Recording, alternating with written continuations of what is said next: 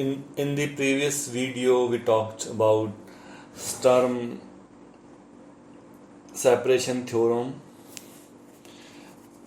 and in the current video we will talk about the Sturm comparison theorem.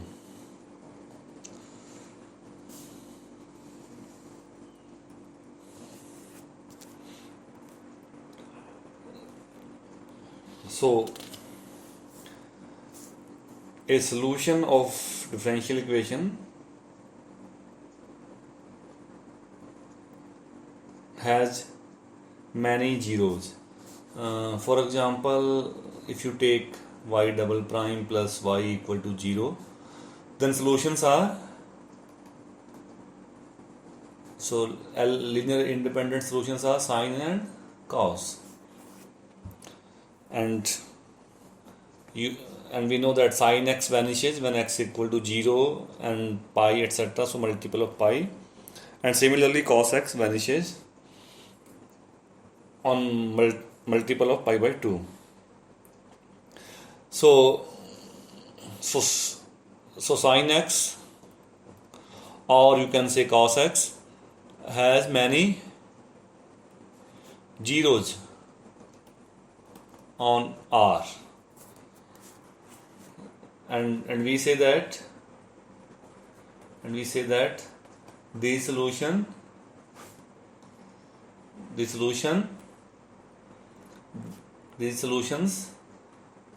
have oscillations on R. So these oscillations may be finite or maybe infinitely many.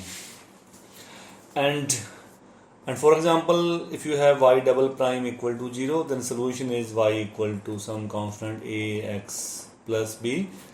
So this solution don't have many zeros on R. So only 0 is minus b by a. So unlike sine or cosine, this solution don't have many zeros. So next theorem rules out the possibility of infinitely many oscillation on a closed interval. So we talk about zeros of solution on a closed interval, and say let y be a non-trivial solution of equation y double prime plus qy equal to 0 on closed interval AB. Okay. Also assume that qx is a positive function. Okay. So then y has at most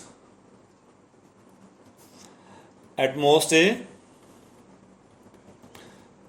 finite number of zeros on the interval AB. So this result rules out the possibility of having infinitely many oscillations on a closed interval.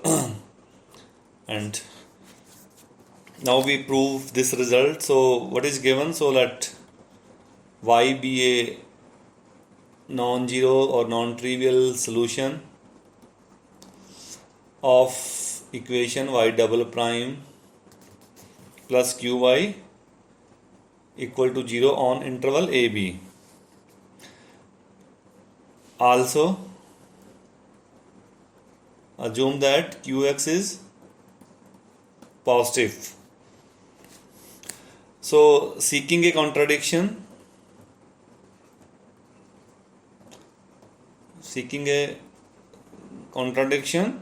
so on the contrary, we assume that there are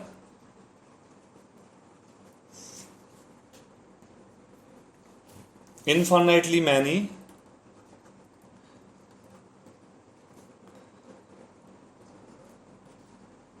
zeros on closed interval AB. So since the interval is closed and bounded, so it is compact, so there will be a sequence of xi's, sequence of zeros. Okay, so say that zeros are x0, x1, x2. So xi will be a sequence of zeros. So which has limit point. So which will have a limit point or accumulate point,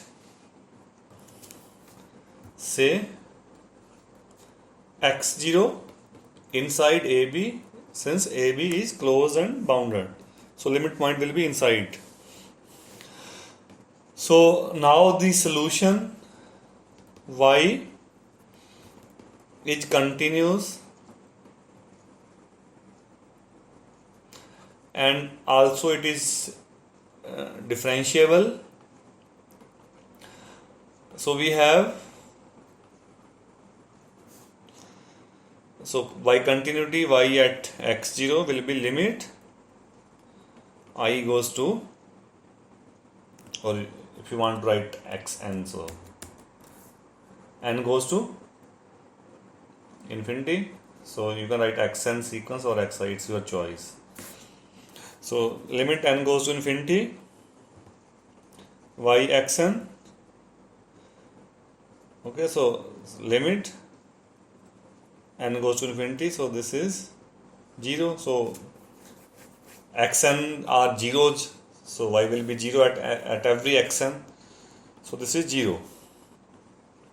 And from differentiability, derivative at x0, that will be limit n goes to infinity y at xn minus y at x0 upon xn minus x0.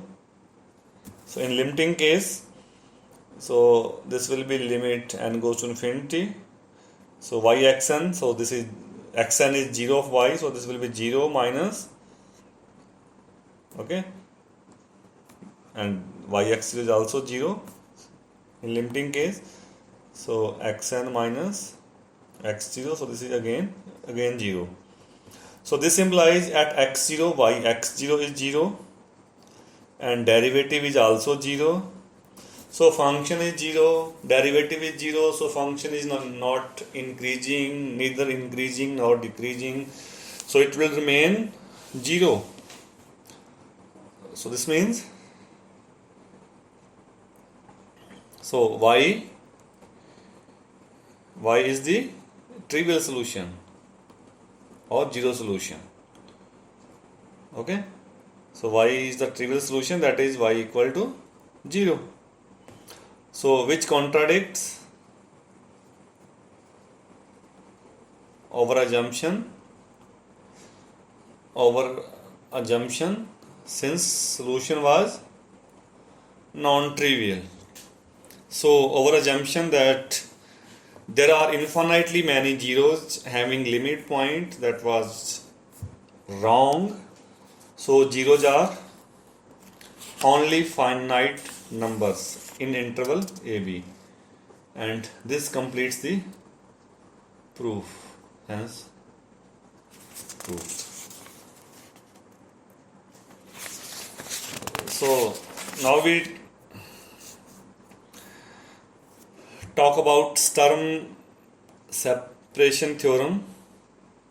So finally we prove the main Sturm separation theorem. So this theorem basically separate the zeros of two solutions. So for example, you have two two differential equations, let us say y double prime plus y equal to 0 and y double prime plus 4y equal to 0. Okay, so independent solution of first are, so Li solutions are sin x, okay, sin x and cos x, and solution of this equation are sin 2x and cos 2x.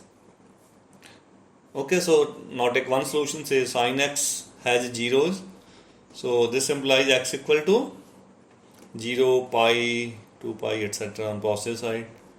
And another solution of second equation, sin 2x is 0, so when 2x equal to multiple of pi, so x will be 0, pi by 2, pi. Okay, so between two roots of first equation 0 and pi, second equation has a root pi by 2 inside. Or in other words, sin 2x, okay, sin 2x oscillate more rapidly or twice rapidly as we compare with sin of x. And similar observation we can apply for cos. So these observations suggest the following theorem, which is term separation theorem. So this is the theorem, term separation theorem. So of course you have now two differential equations. So let q1 and q2 are positive functions with q1 is greater than q2.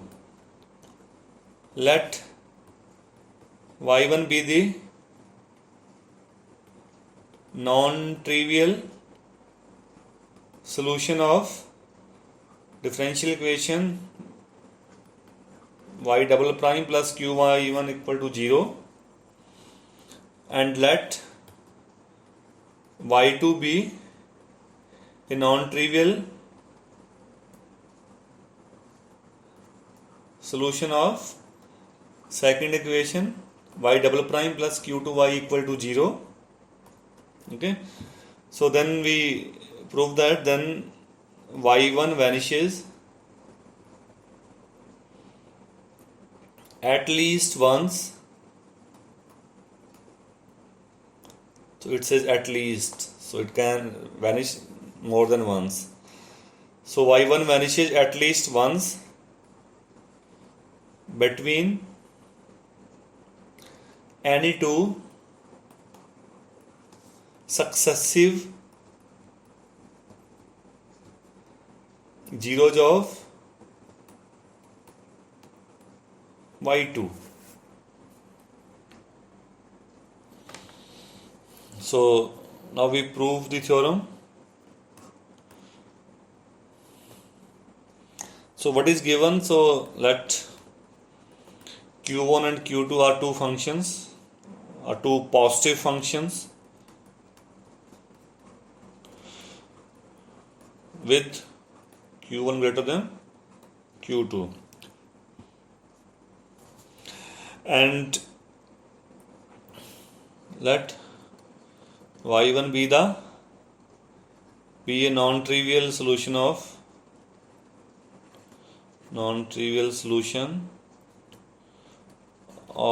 y double prime plus q1 y equal to 0, and y2 be the non-trivial solution of second equation.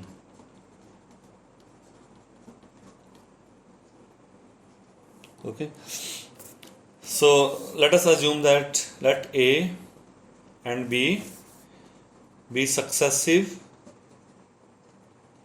roots of or zeros of y2 with so these are two successive zeros, so no zeros in between them. Okay, so these are successive roots of y2. and between a and b there is no root, another root of y2. And seeking a contradiction, so seeking a contradiction, we assume that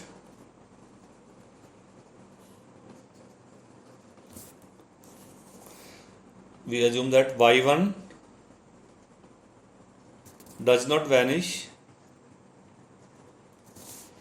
on the open interval AB.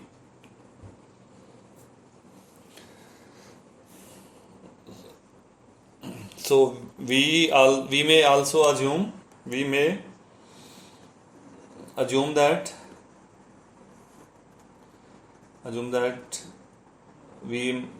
that both y1 and y2 are positive on AB. Otherwise you can replace the function with their negative part, so that don't affect the proof. So note that in particular that this means that so y2 derivative at A is positive then 0, and y2 derivative at B is negative. So this is A, this is B, so first it will increase, so then y1 will decrease, so that y2 will be 0 at A and B. Okay, so y2 dash A positive and y2 dash B negative.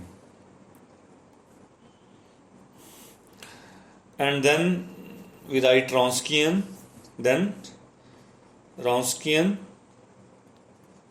or you can say Wronskian like expression, then Wronskian of y1 y2 is, so this is wx, you can write, so y1x y2 dash x minus y2x y1 dash x. So this is Wronskian like expression. We calculate this expression and we will arrive at some contradiction. So then differentiate this function w. So you got y1 y2 double prime plus minus y2 y1 double prime. So just derivative, differentiate by product rule.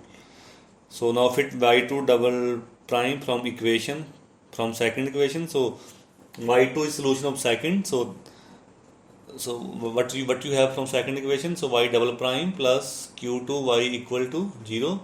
So y double prime equal to minus q2 y. So replace y with y2. And y1 is the solution of first. So y1 double prime will be minus q1 y1. So you can write q1 minus q2 y1 y2. So q1 is greater than q2. So y1 y2 are positive. So this is greater than 0. Okay. So by integrating,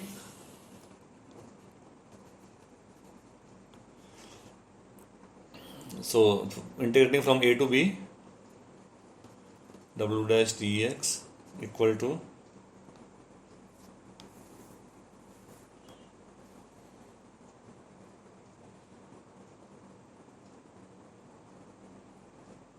so this is w dash greater than 0. So on integrating you got w minus wa, that will be greater than 0, or w b greater than wa on integration. Since w dash is positive, so and b is bigger than a, so integral will be positive. Okay, so but also so wa, so what will be wa by definition? That is y1 at a, y2 dash at a, and minus y2a will be 0, Okay, so y1a is positive, derivative is positive, so this is greater than 0. And wb, this will be y1b, y2 dash b. Okay, so this is negative, y1b is positive, so this will be less than or equal to 0. So from here you got WA positive, WB negative, so WA greater than W. And earlier you got WB greater than WA. Okay, so which is not possible. Okay, so which contradicts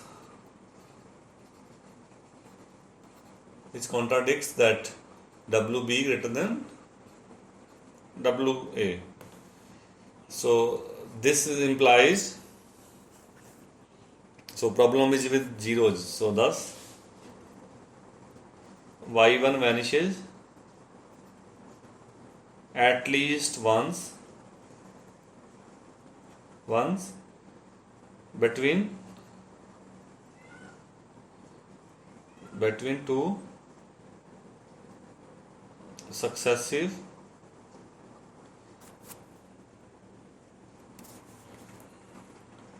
zeros of y2, and this completes the proof. So this completes the proof of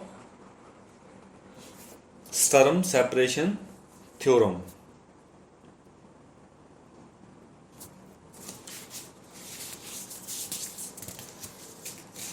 So now we apply, this completes the proof of Sturm comparison theorem. And let me check the heading. So we already studied Sturm separation theorem, so this is not Sturm separation theorem.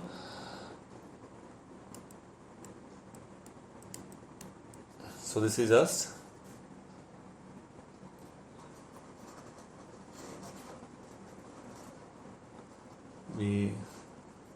that stuff we studied. So this is Sturm comparison.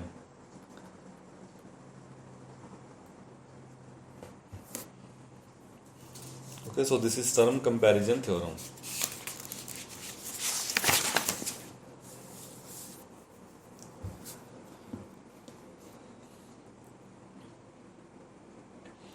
So this fact completes the proof of Sturm comparison theorem.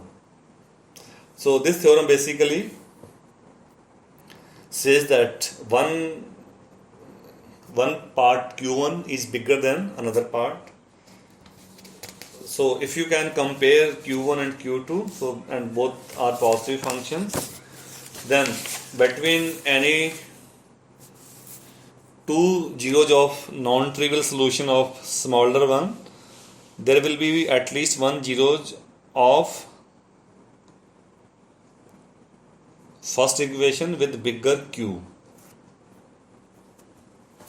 So now we apply this fact on Bessel's equation and we solve one problem. So first show that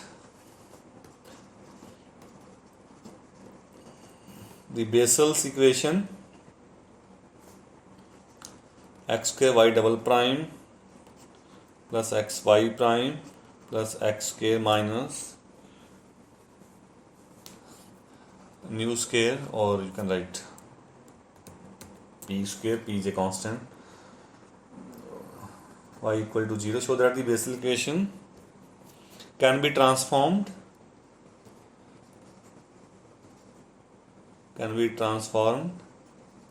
into, so firstly you need to convert the equation into this form.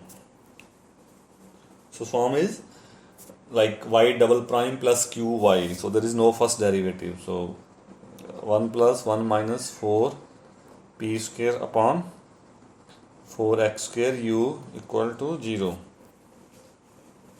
Okay, so firstly you can transform this equation. Further show that further show that if yp be a non-trivial solution of this equation of equation on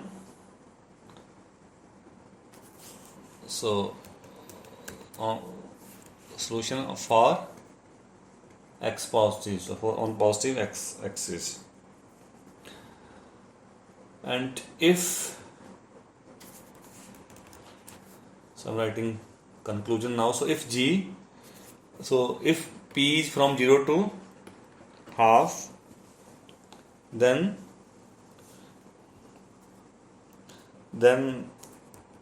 every interval of length pi contains at most 1 0 of yp. If p greater than half, then every interval of length pi contains at most 1 0 of yp. And third part, if p equal to half, so then the distance between successive zeros of yp is exactly pi. So statement is bigger but proof is quite short. So firstly, to apply Sturm comparison theorem, you need to convert the equation into normal form by transforming the variable as we did in the beginning of Sturm separation theorem. So, and then you need to discuss three cases. So when p 0 to half, what will happen, and if p greater than half, and third case if p equal to half. So firstly, I am taking, so by taking y equal to uv, that uv, so where v was e power minus 1 by 2 p dx, okay, you can convert the equation. So by taking where v equal to this, we can convert, we can change given equation, given Bessel equation. So write its standard form first. So divide with x square, so 1 by x y dash plus x square minus p square upon x square. So we can change this into normal form. Okay, so what is p here? So p is 1 by x. So transformation v is exponential minus 1 by 2 dx by x. So this will be log x. So v is 1 by under root x. So what is transformation? Y equal to u by under root x. Okay, so just fit y equal to u, take u by root x, then find y dash, find y double dash, fit in equation here. Okay, so I'm skipping details. So by fitting, so you got normal form, or you can use that result directly. So the converted form is u double prime plus 1 minus 4p square upon 4x square u equal to 0. So this is called normal form without first derivative. So this is completely first part of the problem. So now you have standard form and you can apply this term comparison theorem. So case first is if you have p0 to half, okay, so then you have expression 1 plus 1 minus 4p square upon 4x square. Okay, so 4p square will be bigger than, so ultimately this will be positive. Okay, so you have condition, so 0, 2p less than 1. So 4p square will be less than 1. So 1 minus 4p square will be positive. So this will be greater than 1. Okay.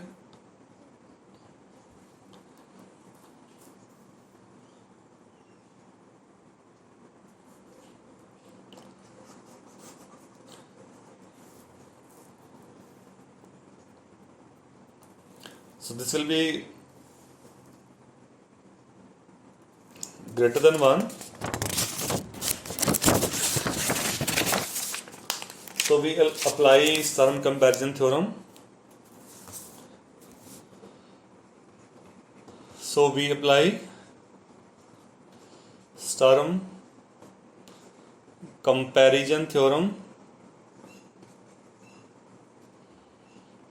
to Bessel's equation, and to this equation y double prime plus y equal to 0. So this equation has solution, let us say sine or cos. Okay, so a solution, let us say a solution say v, a solution v of Bessel's equation, has at least one 0 on each of the interval, so n minus 1 pi to n pi, where n is number. Okay, so Bessel, so we apply Stern comparison theorem to Bessel and give this equation. Okay, and so this equation applied to this equation which has solution say sin x, or you can say cos x, and another one is cos x with zeros, x equal to n of pi. So a solution V of Bessel's equation has at least 1 0 on each of the interval of length pi, that we need to prove in part first. Okay, so second part is if p greater than half, then 1 plus expression, so 4p square will be less than 1 now. So this will be less than 1. So once again we apply, so or you can say we compare with y double prime plus y equal to 0 and conclude that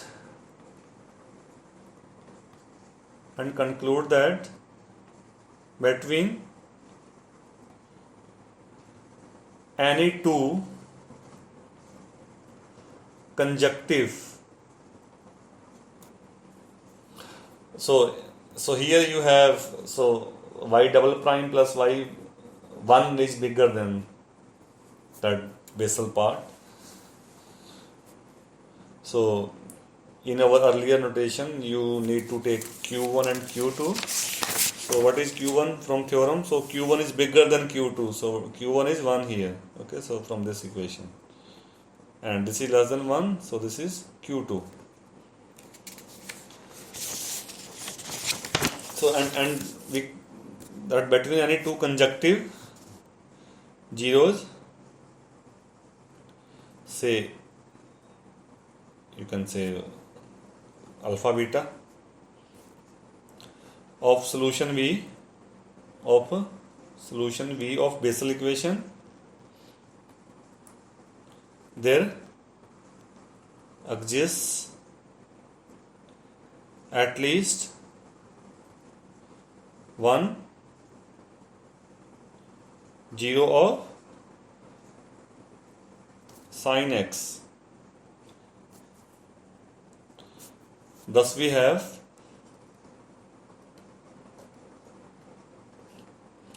alpha and pi less than beta for some n belongs to n. So just we have interchanged the role from part first. Okay, so we have proved that if p0 to half, so then every interval of length pi contain at least one root of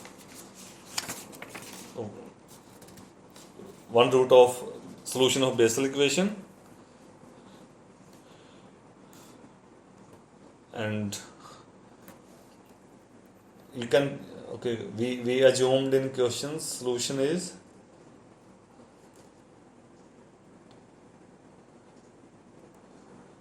so we have written solution yp. Okay, so just replace this y with v with yp. Okay, so that is given in the problem.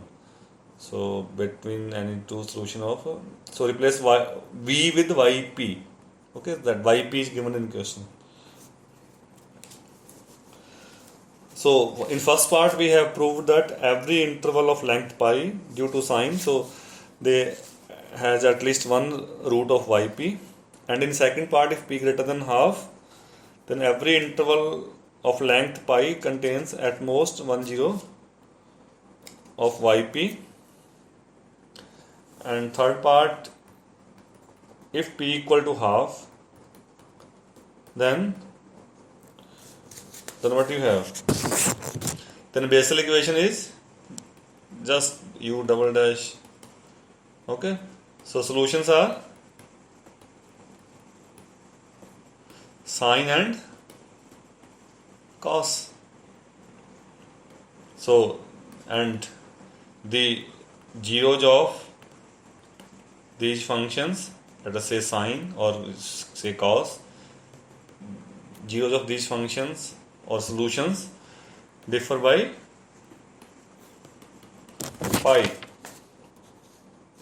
So if p equal to half, then distance between successive zeros of yp is exactly pi. So zeros of sin x, they have difference exactly pi, and similarly zeros of cos x, they also have difference pi.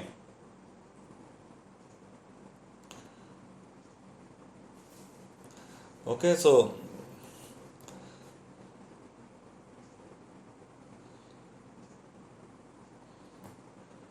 in that way you can first transform the Bessel equation into normal form. Okay, so what you did, so you transform it into Bessel form.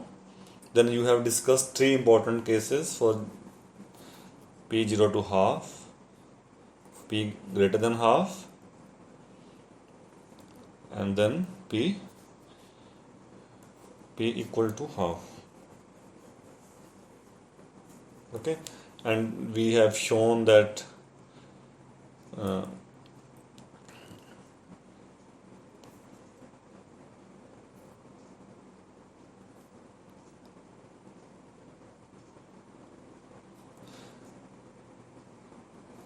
so we have shown the relation of zeros of solution of Bessel equation by so here you can make a remark that Bessel equation looks difficult. Okay, so solution is not,